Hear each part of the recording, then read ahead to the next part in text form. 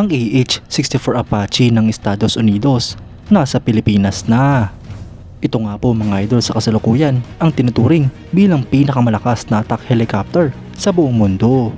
Yan ang pag-uusapan natin, pero bago yan, kung bago ka lang sa aking channel, huwag mong kalimutang mag-like, subscribe at i-hit mo na rin ang notification bell button para lagi kang updated sa mga bagong videos natin.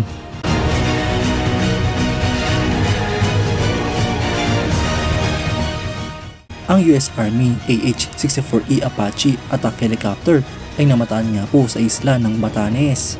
Ito nga po mga idol ay parte ng Balagatan Military Exercise 2025 na isang joint military exercise ng Pilipinas at Estados Unidos.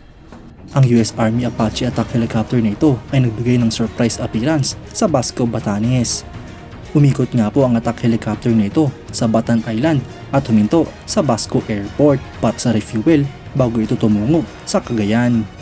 Bagamat wala nga pong live firing exercise na naganap sa Batanes, ang helicopter na ito ay makikitang mayroong machine guns at missiles sa kanyang pylons, kaya't posible nga po mga idol na magkaroon dito ng live firing exercise sa ibang location o ibang probinsya.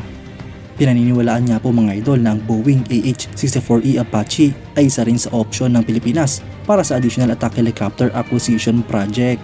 Ang Boeing AH-64 Apache mga idol ay isang American twin turboshaft attack helicopter na may tailwheel type landing gear. Meron nga rin po itong tandem cockpit para sa crew nito na dalawa at nose mounted naman ang sensors na nakakatulong upang mag-acquire ng targets at mag-provide ng night vision. Ang Apache mga idol ay nagsimula sa Model 77 na develop ng US helicopter para sa United States Army's Advanced Attack Helicopter Program na papalit sa AH-1 Cobra. Ang helicopter na ito mga idol ay unang lumipad noong September 30, 1975 at na-introduce naman noong April 1986. Minanufacture nga po ito mula 1975 hanggang sa kasalukuyan at meron na nga pong mahigit sa 5,000 units ang mga nagawang ganito.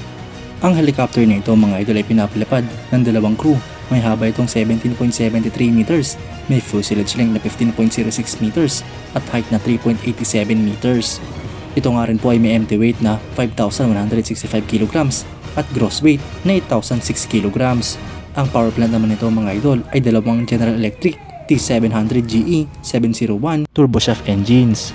Para naman sa performance mga idol ay meron nga po itong maximum speed na 293 km per hour, cruise speed na 265 km per hour, range na 257 nautical miles at combat range na 260 nautical miles.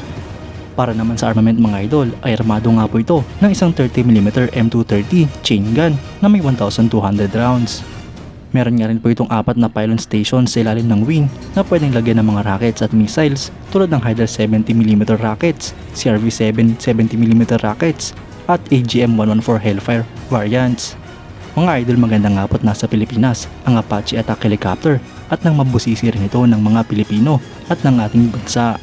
Dahil posible nga po na ganitong klaseng helicopter din ang ating mabilis sa hinaharap para sa ating acquisition projects. Kayo mga idol, anong masasabi nyo? Comment down below for your thoughts and opinions. At yan nga lang po ang pag-uusapan natin ngayon mga idol. Maraming salamat sa panonood. Huwag nyo rin kalimutang mag-like at subscribe bilang suporta sa ating channel. Mabuhay kayo mga idol!